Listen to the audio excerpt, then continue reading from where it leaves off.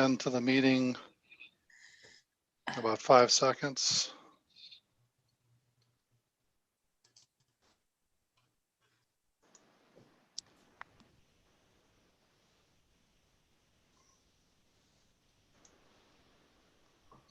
Might sound okay now, or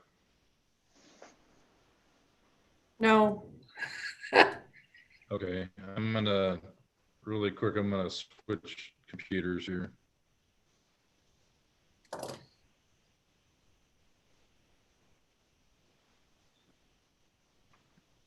Be right back.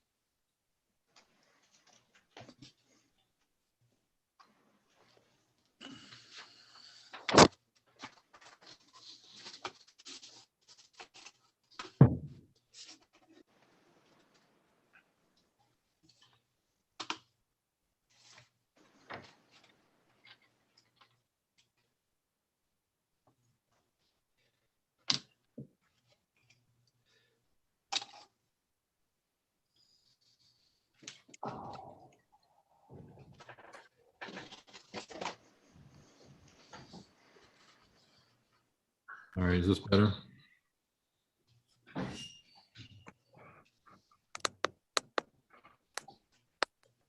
Anybody hear me? Yeah, I Yes. think you sound better. I think you sound better. That better? Okay. All right. Looks like we're a little after time. Apologize for the delay. It is now 5:32. And we'll go ahead and call the February 4th Southeast Polk Board meeting to order. Karen? Handy, Here? Grab, Here. Fisher, Nave, Here. Slings, Here. Crowell, Here. Powell, Here.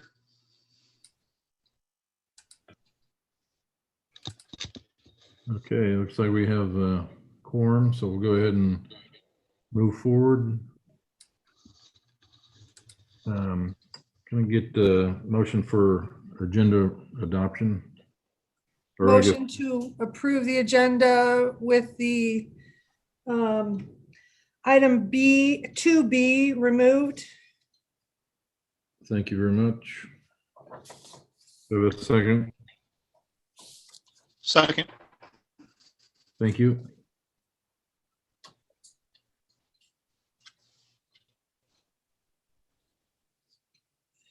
Any questions or comments about the agenda real quick? Was that somebody speaking up? Okay, if not, we'll go ahead and do roll call, Karen. Grab, Yes. Nave, Yes. Slings, Yes. Crowell, Yes. Powell, Yes. Handy, Yes. Okay, item looks like 1D, or I'm sorry, 1C, district vision and mission. Do I have a volunteer? Anybody would like to I'll do do that? it. Thank you. Southeast Polk will learn, lead, live. Success for college, career, and civic life. Engage all students in learning a challenging curriculum delivered through quality instruction.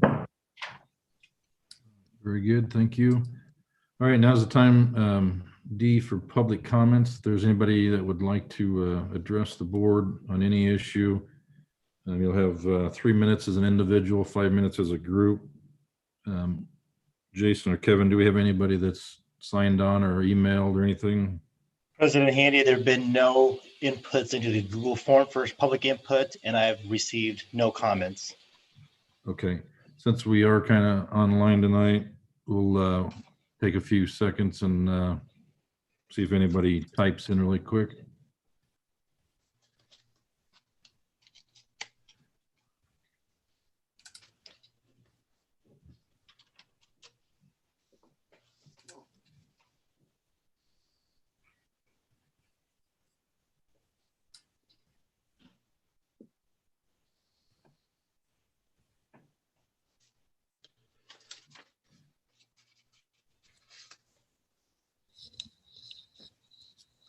Anything yet, guys? I don't know if you can tell No. if anybody's even typing, so. I don't see anything in the chat box. Okay, very well. If for some reason we get a comment, that let me know and we'll take care of that at the time. All right, letter E, consent agenda. Do I have a motion? Motion to approve the consent agenda. Second. Thank you. Any comments or questions for administration? Okay, hearing none. Karen? Dave, Yes. Slings, Yes. Crowell, Yes. Powell, Yes. Handy, Yes. Crab, Yes. All right, moving on to section 2, old new business. We're going to go ahead and have a public hearing for plans and specs for the roof projects for the junior high and high school. It is now officially, looks like 5:37. I'm going to go ahead, open the public hearing to receive comments on the plans and specs for those two projects. Board Secretary, have we received any written or emailed comments for this public hearing? We have not, and it is one project for the two buildings, Mr. President. One project, two building. Thank you.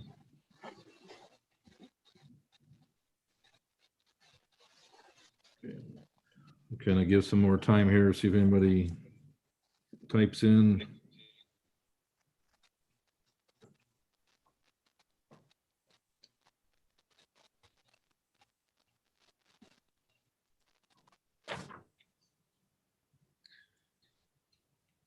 We'll go until 5:39.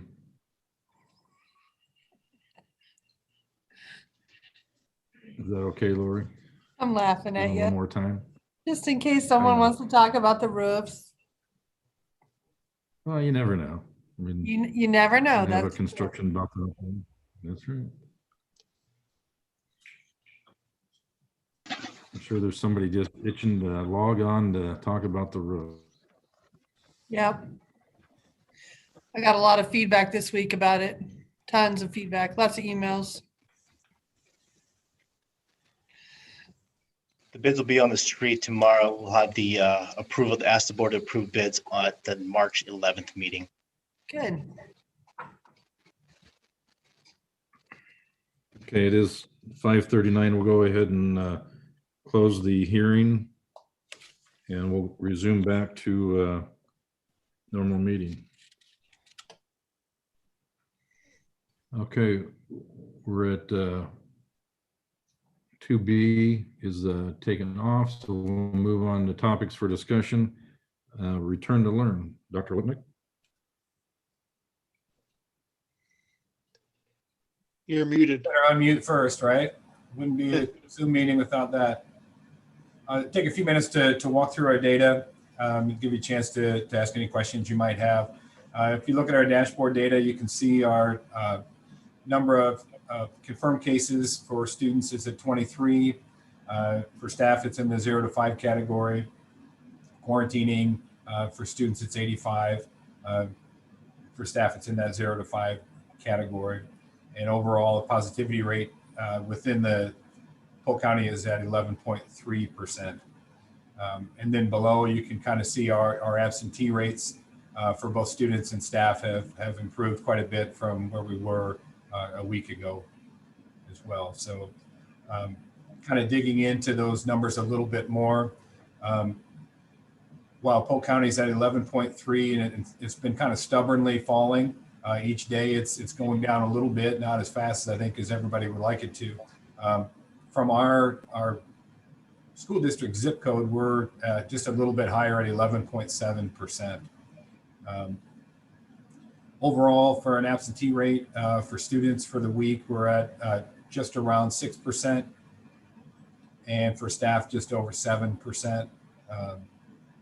And then those positive cases, again, we kind of went through that.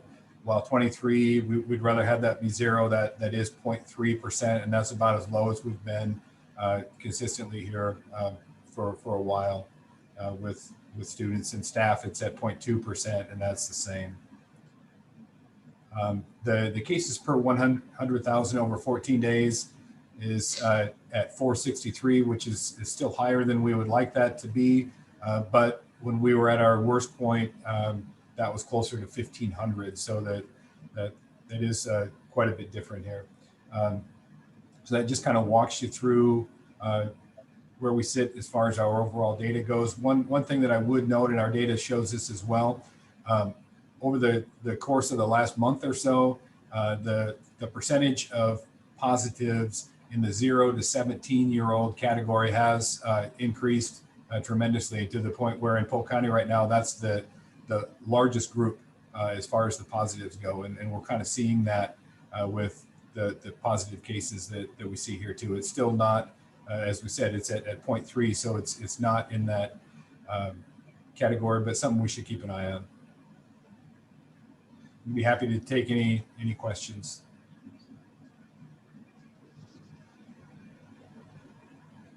Just from a numbers point of view, how do we have a 6 and 7% absentee rate if our building absentee rates are all like 0 to 5, except for R2?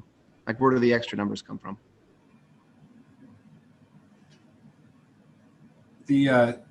As that sits, that's a total. I think Spring Creek probably throws that off a little bit. Let me dig into that a little bit more. Yeah. Oh, you know what I mean? And just by Yeah. looking at it, going, okay, we've got 2 buildings, so it just kind of. Yep. Anything else for Dr. Lubnick on return to learn? All right. If not, thank you, Dr. Lubnick. And then looks like 3D classroom technology upgrades. Mr. Kurth. Okay, so tonight I wanted to give the board just an update on where we're at with our plans to provide an update to the audiovisual equipment in the classrooms. I want to start just by reviewing a little bit of history. So when I was hired in 2011, every classroom had a projector and a document camera. They had been installed anywhere from 2 to 5 years prior to my hire. So that means our average projector is 12 to 13 years old. And when you walk into a classroom, you'll notice that a lot of teachers struggle to get the room dark enough for the kids to see what's being projected on the screen. So we knew the time was coming. So the summer of before the 1920 school year, we identified 5 teachers, and we kind of did a pilot room phase 1 approach. We put Epson short throw projectors. They were interactive short throw projectors in those 5 classrooms. We provided an audio system and some miscellaneous equipment to support the teachers. The teachers appreciated the brightness and the quality of the projector, but the interactivity was just too difficult to try to use on a daily basis. So the next spring, before spring break, we had installed 6 additional pilot rooms using a CleverTouch interactive panel, a manufacturer called Audio Enhancement. We implemented their audio system along with some miscellaneous equipment. This was just a couple weeks before spring break when COVID hit and we shut down. And those 6 teachers within a couple of days with very little training took off using the interactive panel. And then this last summer, so the summer of 2020, for the duration of this school year, we added another approximately 30 to 32 classrooms to serve as a pilot. And we kind of tweaked our phase 2. We've added and subtracted some stuff, but every classroom was equipped with a CleverTouch, the audio enhancement system, miscellaneous equipment to help support them. We even rolled over those original 5 teachers that were the short throw projectors and put a CleverTouch. And it was a night and day difference between being able to use the interactivity without really much training. It's just seamless. So we have a proposal that we're putting out tomorrow. And I want to kind of just go over what a classroom is composed of. I've mentioned the CleverTouch. So there's a 65-inch CleverTouch screen. We have a Chrome box that is simply identical to a Chromebook, except it doesn't have a monitor. So we mount the Chrome box to the CleverTouch, and then the CleverTouch screen is kind of the monitor for it. So that is basically the classroom computer. We put in the audio enhancement system. We put in a new document camera that's a 1/5 the size as the previous one. We provide the teacher with an updated Chromebook. We put in a monitor connected to the Chromebook and or the Chrome box. That'll be a teacher choice. And then we have a wireless keyboard and mouse to go with that. So those are the components of a new AV classroom setup. So I want to talk a little bit about the professional development that we have planned, but before I do, I want to just pause to see if there are any questions about this equipment. So this will be universal across all classrooms then? Universal across all classrooms. Because we are building a 6-7 building, we are not going to do a full implementation at Spring Creek until they move to the building, but we think we'll be able to at least mount the CleverTouch to provide them just a much better way to present their content.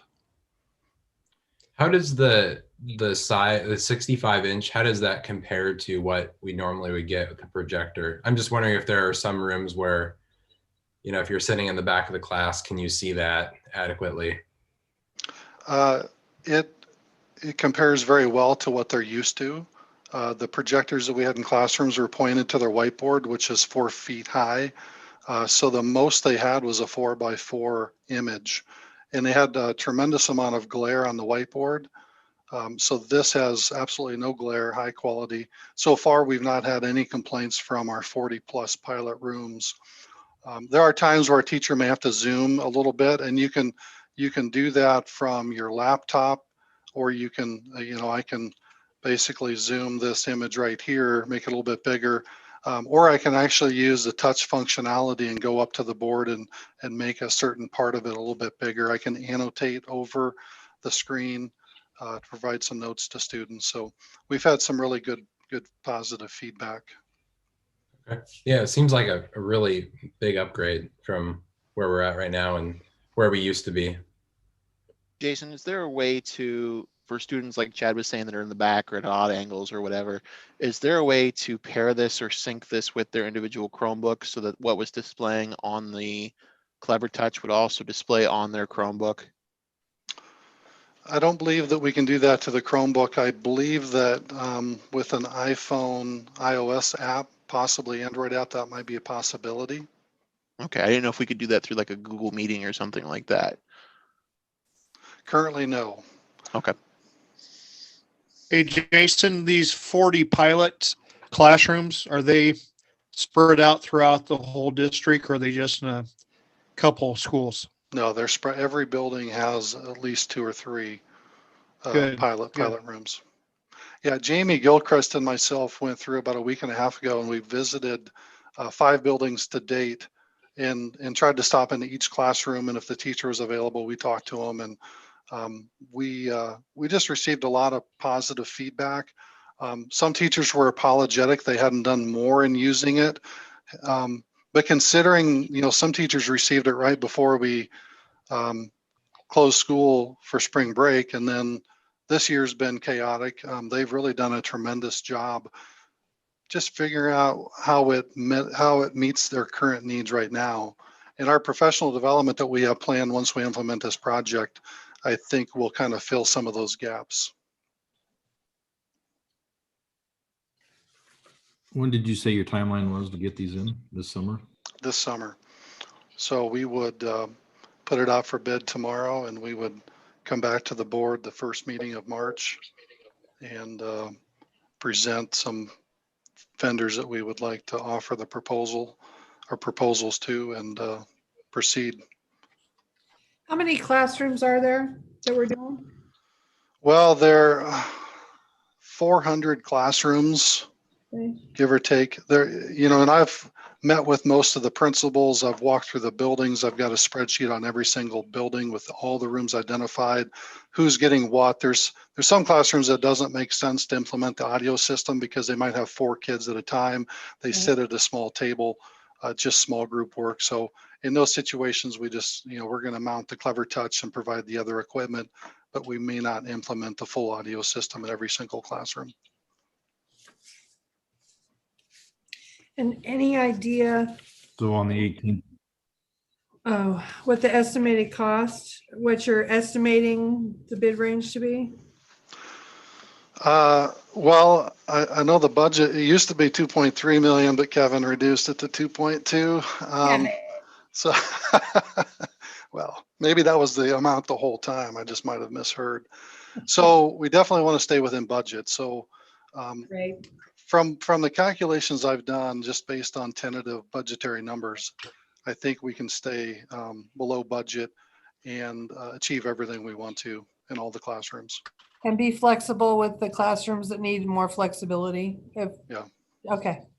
And just a reminder to the board, the $2.2 million budget is coming from the bond proceeds as we promised the taxpayers. Very good. So in terms of training, just real quick, Jamie and I met with Joe Ellen and kind of reviewed this actually just this week. We're looking at providing some of those 40 teachers that have been our pilot teachers the opportunity to be part of a cohort team. So we'll take as many that want to, and we'll provide 2 days of training with whoever wins the bid. They'll provide some training. There's a getting started that will be offered to all staff. It'll be a 90-minute virtual session, and they'll accommodate up to our 450 staff members. Being virtual will give teachers the opportunity to sit in their classroom right next to their Clever Touch panel. Typically, you do an in-service in a room where you're watching and taking notes. Here they can watch, take notes, and actually touch their board and try some stuff throughout the training.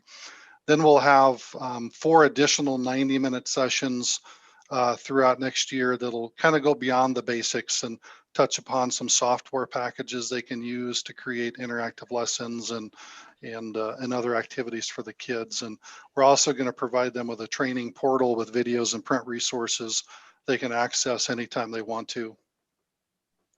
How many bidders do you expect to get? Is there a lot of interest? Do you know, or? There's some interest. I expect there to be 2 or 3, but it's kind of broken down into some packages. They could bid on the equipment only and just sell it to us. They can bid on the installation piece. So the video and audio equipment are 2 separate equipment packages and installation packages.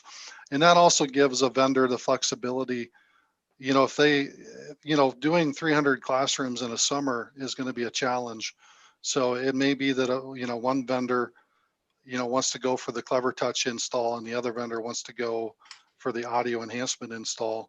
It really doesn't matter to us how they approach it, but they may need a little bit of flexibility to accomplish everything in the 2.5 months they'll have. Does this give us like any enhanced capability for virtual instruction? Like streaming classrooms or anything like that? Not necessarily. Audio enhancement that is the manufacturer that we have specified on our bid.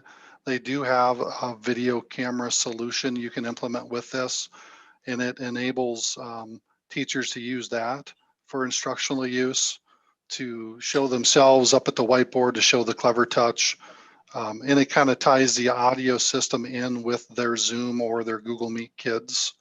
But that would be another tie-on. And Joel and myself and Jamie talked about that. We might try to identify a couple classrooms in each building and pilot that. And it kind of also depends on how much virtual teaching we're doing in the coming years as well. Right. I just thought it'd be good to be prepared just in case we Yep. found that out the hard way. So Jason, will this come to us on the 18th or March? Kevin, what's the first board meeting of the? There's only one board meeting in March, and that's the 11th, I believe. Yeah, March 11th. This proposal has been re-uploaded to the eBoard site, so it has some additional data that was missing in the draft.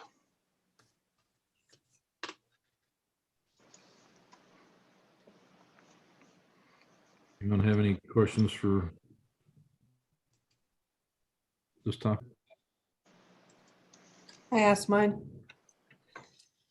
All right, sounds good. Thank you, Jason. Appreciate it.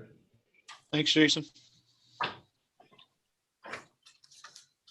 All right, looks like we'll move on to 3C, Chapter 103, Seclusion and Restraint Update from Mr. Taylor.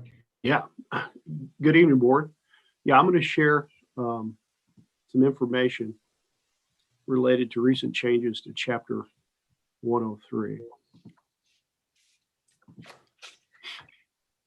Chapter 103 is Iowa guidance that pertains to the use of force in schools, seclusion, restraint, and really focuses on restrictions to those practices and procedural safeguards.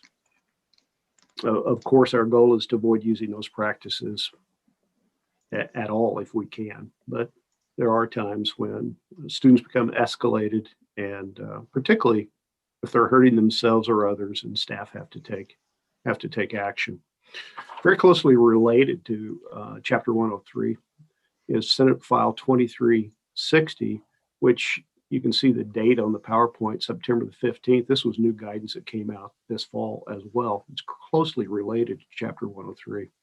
And it has guidance on room clears. And the new guidance is that a classroom clear may only be used to prevent or terminate an imminent threat of bodily injury. So a room clear is when a student in a class becomes escalated. Sometimes all of the students in that classroom are asked to leave, and they might go to another location, perhaps the library. But the new guidance indicates there's this one allowable time when room clears can be done. This slide mentions a lot of other situations that could occur in a classroom. A student might be engaging in one or more, or perhaps all of those activities, and conducting a room clear in the presence of any of those situations is prohibited. So it's very restricted on when room clears are allowable. In the room clear guidance, there's requirements to notify parents, all the parents who have children in that classroom when a room clear occurred. Requirements related to meeting with parents whose child precipitated the room clear, reporting requirements to the Department of Education, and a lot of other requirements. So that's new guidance on room clears. The other topic is Chapter 103, Seclusion and Restraint. That chapter has existed for many years, but it was recently updated. It again talks about the use of force with students. It prohibits prone restraints, mechanical restraint, corporal punishment. Those were prohibited and have been prohibited for years. it allows force that is necessary in the following situations. Force can be used by any school staff if necessary to, and I'll just let you take a look at those 5 different situations there where force may be appropriate. Now, anytime force is used, it has to be done reasonably. And there's factors that are considered there as well. When force is used, it's taken into consideration, and the size of the student, physical, mental, psychological condition. Are we talking about a first grader who weighs 50 pounds, a 10th grader who weighs 200 pounds? But those are some of the factors that are looked at and that all staff should keep in mind and be very aware of, and particularly those factors are looked at after the fact by somebody who might be questioning the appropriateness of the use of force. Getting more specific, the Chapter 103 defines seclusion, physical restraint. Seclusion's involuntary confinement of a child in a seclusion room from which the child is prevented or prohibited from leaving. Physical restraint is a restriction that immobilizes, restricts the ability of the child to move their arms, legs, body, or head freely. So those are the 2 definitions. And the Chapter 103 tells you the times or situations under which seclusion and restraint may be appropriate. It can be used if reasonable or necessary in the following situations. The first one is typically the most common: safeguard against bodily injury to the student or others. Going on, prevent serious damage to property, address serious disruptions to the learning environment. And the next one, when less restrictive alternatives would not be effective. Stated another way, seclusion and restraint are the last resort, last option when no other options would be appropriate. And seclusion and restraint should only be used when we're complying with all of the Chapter 103 rules and guidelines. If these practices are used, must be reasonable, again, when taking into consideration these same 5 factors. So there's always a kind of making sure that it's not used when it shouldn't be.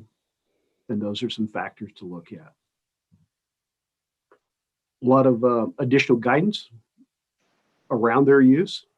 It directs that these practices, seclusion, restraint, should be ended as soon as possible. Administrator or designee approval is required if those practices are used beyond 15 minutes and at 30-minute intervals after that. Requires immediate parent notification of the use. So if a student is secluded or restrained within an hour after the end of that event or by the end of the school day, then parents must be notified. Requires documentation of the event and a written report with a copy of that written report provided to parents. Requires documentation of any requirements not followed and reason why not followed and parent notification. So if for some reason the administrator approval didn't occur at the 15-minute mark, but it took 20 minutes to locate and get that approval, then that would be documented and provided in the report to the parent that we, as an explanation of why, and an explanation provided of why that requirement wasn't met. Additional requirements around this, debriefing meeting, that's a new piece. Debriefing meetings with parents focus on how to prevent similar situations. So if a student is secluded, restrained periodically, then debriefing meetings must be held with that parent and with a team of people to say, how can we keep this from happening? Requires investigation of any complaint or allegation that an employee violated Chapter 103 and to inform parents of the results of the investigation. Then it adds a lot of, there's a lot of new guidelines and requirements around spaces used as seclusion rooms, their size, ensuring that they are safe spaces that for students. Real focus on staff training related to all these provisions. And what I'm giving you as the board is really a pretty brief overview. There's a lot of details here. So there's been, has been a lot of training with staff on the details of these provisions. And beyond that, there's numerous other requirements related to Chapter 103. The goals of both the Senate File 2360 and Chapter 103, those goals are to add additional requirements, procedural steps to reduce the use of room clears, reduce the use of seclusion, reduce the use of restraint, and to reduce the use of force against students. It directs districts to more proactively address student behavior challenges and increase the frequency and comprehensiveness of professional development around managing inappropriate student behaviors. So to comply with Chapter 103, of course, we want to make sure staff have all the knowledge that they need of Chapter 103, the guidelines and restrictions, the provisions, but really those last two bulleted areas, the more we can do in the prevention so that this doesn't come up. That's where we want to land. The less we use of these practices, the better. So there are additional training resources that have been made available to districts recently. We're looking at using those trainings, really focus on things like behavior principles, de-escalation, prevention strategies, those sorts of things. And of course, those things are already addressed in our schools, but it's one of those topics you can't hardly do enough to address. If you got one student who's struggling with behavior, you want to do more to address that and help that student. So that's an overview of Chapter 103. If there's any questions. I have a question. What percentage of our district staff has been educated on the changes to 103? And then also, do you plan on 100% of the staff being trained, or what portion of the staff are you working with teaching this and reinforcing the staff? We have an annual requirement that staff take seclusion or restraint or Chapter 103 training. What All percent staff, of that staff has to take it? All 100% on an annual basis for the last several years, 100% of staff have taken training. This past fall, 100% took that through Safe Schools, which is an online training platform that we use. With these revisions to Chapter 103, they were recently adopted. We are now in the process of training staff about the most recent revisions and changes. We're in process. On January 18th, during a PD day, all certified staff were trained, and we're in the process now of training associates and others who are at a increased likelihood of being involved with seclusion and restraint. And when do you think you'll have everyone trained? What's the end date? Lori, and Charlie, I'll jump in here. Oh, sure. We keep documentation of that because the training is through Heartland AEA. Yep. And, we have over 445 teachers trained at this time. We're Right. at about 97%, and I believe those who aren't trained were on extended leave, maternity leave, etc. So we're very close to 100% right now. As Charlie mentioned, the training came out just a few days before our staff development day on January 18th. So we were able to get close to 100% of our staff trained on that day. So as he mentioned, it's ongoing. We will continue with it, but we are very close to 100% at this time. Okay, very good. I have some questions. Being a former behavior disabilities teacher, I've seen this way too many times. Number one, who does the room clear? Is a teacher given help? I know we only have a couple schools where there's an SRO, but how quickly can an administrator get to a room like this? Because usually this happens in a BD room, but it could happen in any room, any of your general rooms. It could happen where a student just loses it. But I have like 6 questions. My first one is, does anybody help that teacher get the room cleared? Yeah, the availability of the administrator is something we've talked about in training. Some of the guidelines talk about the administrator or their designee being involved. So the principal may need to leave the building. So making sure that the principal has one or more designees to jump in and provide support is, an important aspect of this, so they can get there as quickly as possible. And when you do need to clear the room, which I hope doesn't happen very often, and either one of you can answer this, but what happens if the student you're clearing the room for, if they bolt, if they run out of the room? I've seen that happen a few times. You get the kids to leave. Some leave quickly, some take their time. They got to find their phone. They got to do this and that. The next thing you know, you've lost the one kid that you're trying to keep in the room. I mean, what are staff members being trained to do if the student that's being secluded leaves in a hurry or runs out? Sure. Elopement is something that does occur with some students, particularly younger kids, where they not only may leave the classroom, it may head for the door. So usually, not usually, always you get a team there as quickly as you can in those type of situations who went through this training, who are, providing support and assistance. And, but it is something to be, we block the doors.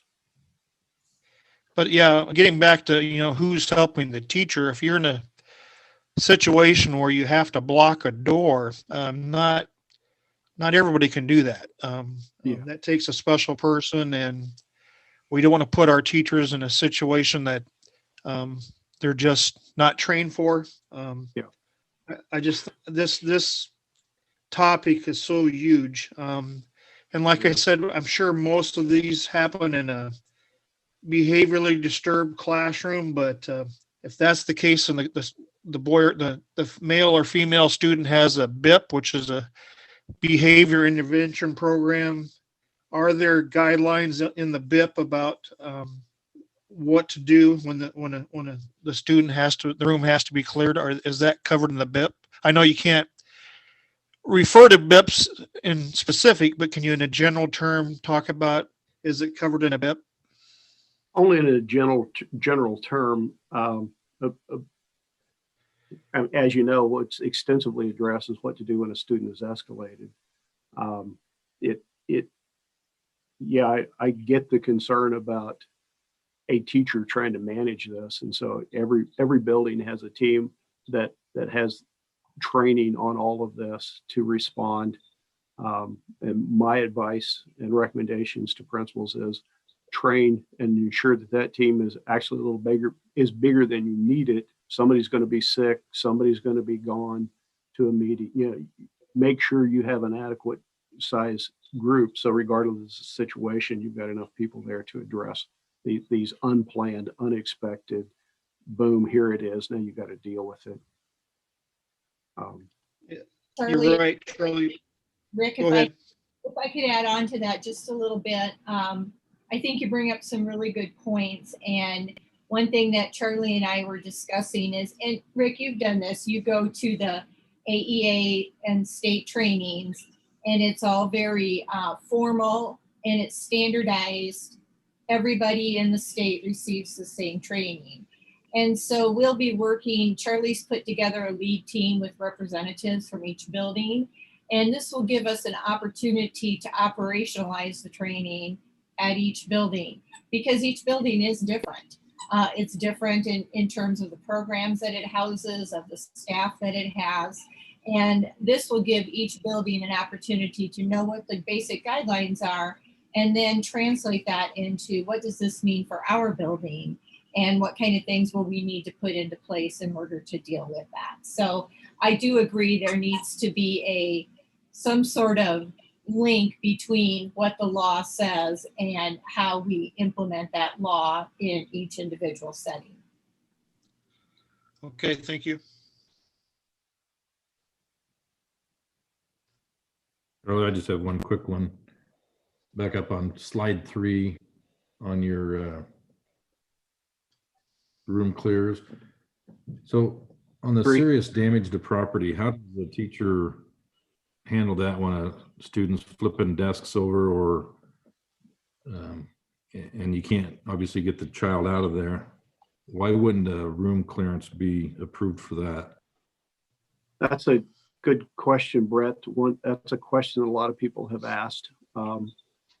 The guidance is that, and I can't tell you the why, but the guidance is, the requirements are that if that student is flipping over desks, a room clear is not authorized, and that we would need to resort, if we couldn't talk the student who's escalated out of the room, then we do the restraint and remove that student with all of that student's classmates still in the room. That's not, I don't understand the logic of that myself, but that's the guidance we've got. So during the training, do we give our staff some suggested ideas of what they can do? Or obviously it seems like, and I get some of the reasons behind it, I mean, if someone's just arguing, I mean, you can pretty much sometimes get that under control pretty easy. Yeah. But instead of just saying, we're not going to do anything, and then the student doesn't comply, I mean, obviously that takes some drastic measures, and then it takes time. So during our training, are there ideas and suggestions of what teachers can do? Is there a plan in place to get that help quicker? Because I do understand, the principal's not always there. Those designees aren't always there. I guess just making sure that they know the processes and suggestions. Yeah. A lot of the general training is fairly broad in nature, and those specifics, what do you do in specific situations, is more addressed through what Rick mentioned, the BIP, behavior intervention plan, those more specific plans targeted at each individual student. Not 100%, but pretty much the students that where these practices are used, there's emotional mental health issues and have unique needs. So it's very much customized, the responses based on that particular student's needs. Those conversations do occur for those students, sometimes on an ongoing basis, almost daily basis, about what are the students' challenges and struggles, and how do we respond to that. But yeah, a lot of that is handled on a more individual basis. But so there is training that will talk about those things? Yes.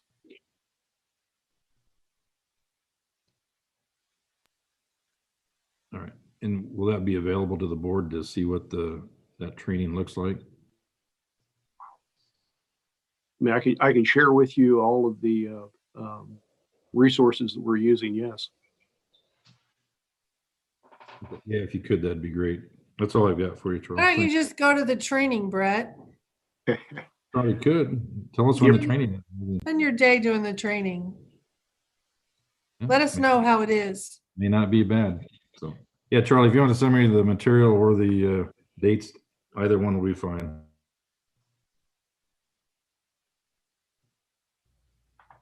Good I've idea. got a quick question, if we've got a minute. Outside of, I guess, training on what these new rules are and I guess the procedures that go with that, are there any things that we're looking into right now that would fall in that kind of proactive category? I think it said proactively address student behavior challenges. So are there any specific plans that we're looking into for changing how we address those things proactively? Yeah, I think that's maybe one of the most important aspects of all of this, doing all that we can to prevent. As I mentioned earlier, the district does PBIS, OBEIS, has different things that addresses those particular areas. But with these Senate File 2360 and Chapter 103, we did receive some additional training resources and are looking at the best way to implement and use those. And they are, targeting de-escalation, prevention strategies, response strategies, behavior principles, those topics.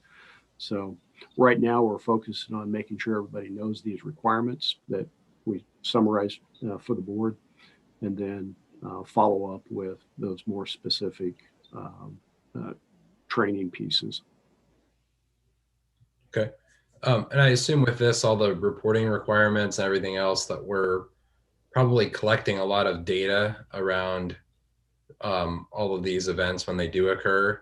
And I guess looking at the list of goals to reduce room clears and seclusions and all these things,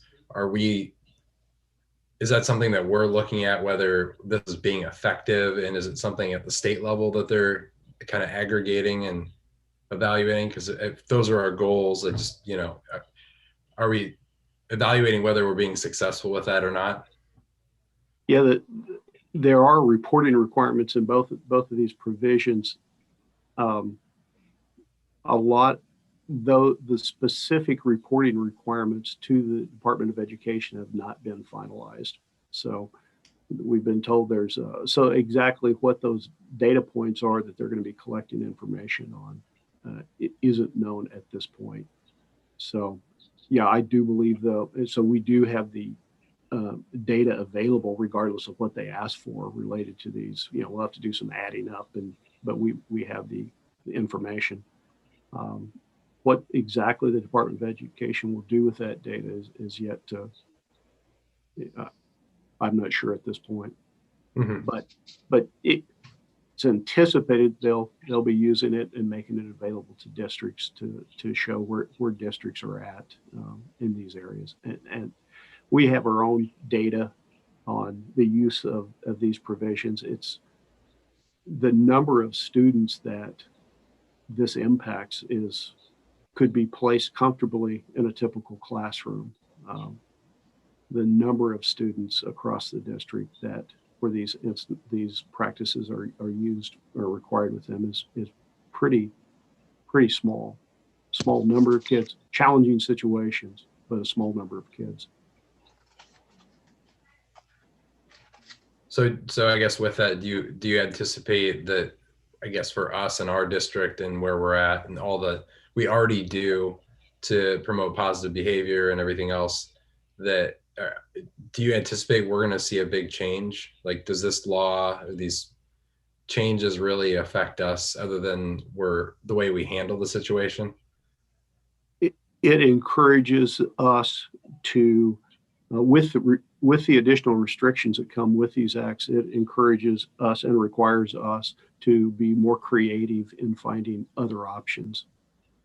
So, I hope it results in a decrease in the use of these practices. I think that'd be a very positive outcome. I hope that's the outcome. Okay, thank you.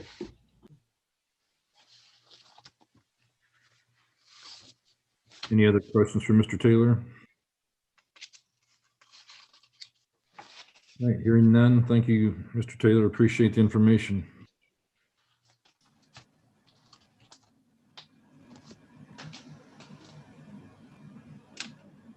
Right, looks like we'll finish up with a 3D legislative update. Is that Dr. Lupnick again? You bet. And I know several of you have also been involved in advocating here, so feel free to jump in. This is just intended to be in discussion form. I shared with you just a few updates of some of the major pieces of legislation that are moving along right now. We know that the Senate File 160, the in-person learning law, was signed by the governor. That goes into effect on February 15th. I don't think that affects us in any way at this point, but just so everybody's aware. Senate File 159 is the voucher bill. It's actually a lot more than that. It's the omnibus education bill. Was passed in the Senate and it was introduced in the House this week and sent to the Education Committee. And what we're being told is that it's going to be split into multiple parts. It's made up of 8 different divisions, covering several things from vouchers to charter schools to open enrollment, the voluntary diversity plans of the 5 districts in Iowa, all the way down to some school board powers and duties. And it sounds like those are gonna come out as separate piecemeal bills. In fact, the House did already pass a bill on the elimination of the voluntary open enrollment diversity plans for those 5 districts, including Des Moines. And that was sent over to the Senate Education Committee. And since they already passed this bill that included that, it's pretty logical and likely that that one will move fairly quickly next week, but we'll keep an eye on that.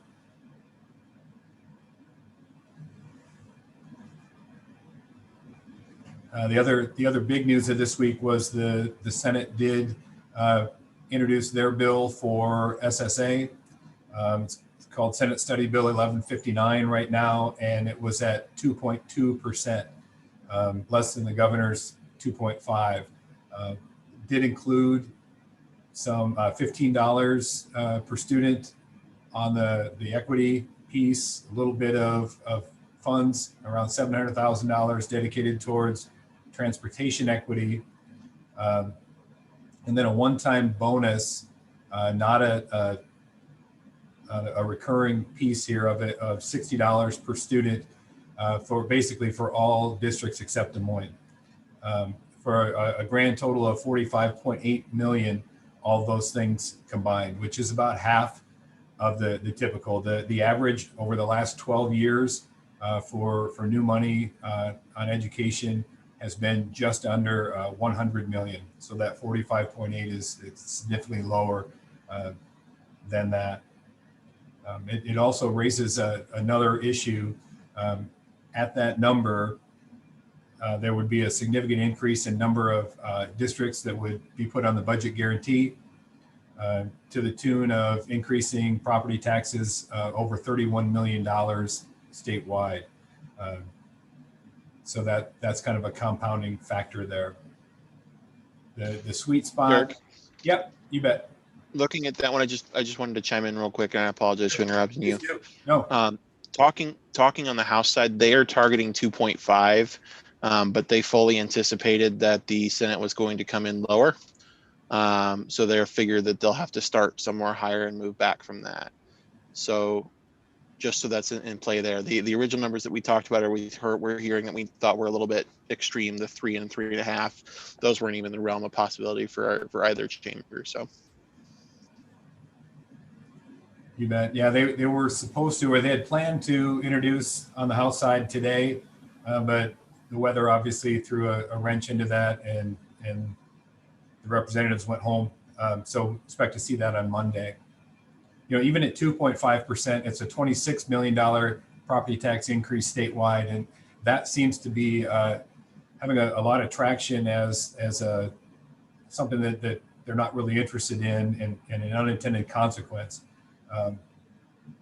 We'll see.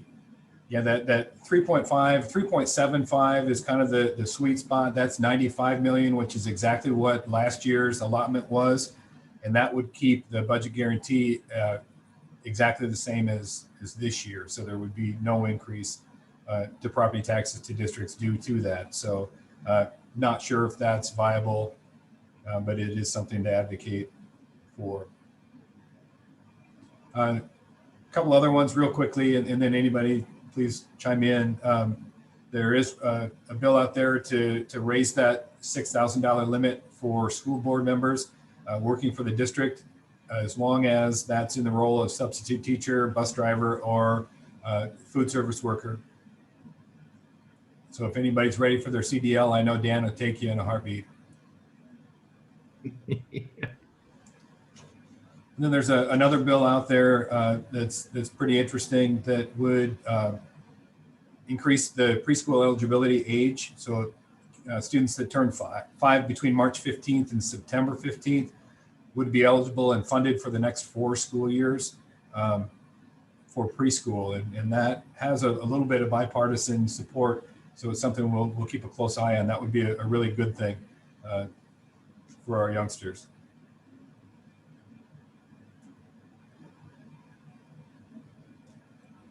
I don't know if anybody else has anything else to add or questions that I may or may not be able to answer. I know there's a Zoom meeting Monday at noon, which I shared on my Facebook wall with a link for people to give feedback during the hearing or Zoom call where you can talk to the legislature. So just an FYI, that's Monday at noon. On the House side of stuff with the breakdown of 159, there seems to be enough support to do away with those voluntary what'd you call them, Dirk? I'm sorry, my brain's blanking on me. Diversity plans. Diversity plan, yeah. Yep. There seems to be enough support to do away with those. Just in general, they don't seem to be popular. So there seems to be there. It doesn't seem like there's enough support in the House, at least for the vouchers piece, which is, I think, one of the reasons that they broke this apart into so many pieces. So it'll be interesting to see if that picks up anywhere else. So. Yeah, that is a piece of good news, but something, again, also that we probably need to keep an eye on, that both the voucher and then the non-school related charter school piece don't have a lot of support in the House at this point.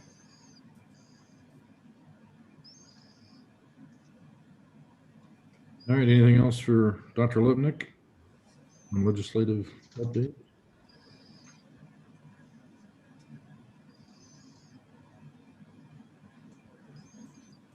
All right, thank you, Dr. Lipnick. Anything else for the good of the cause? Just a motion to adjourn. All right, looks like we're at 6:33. Have a good night.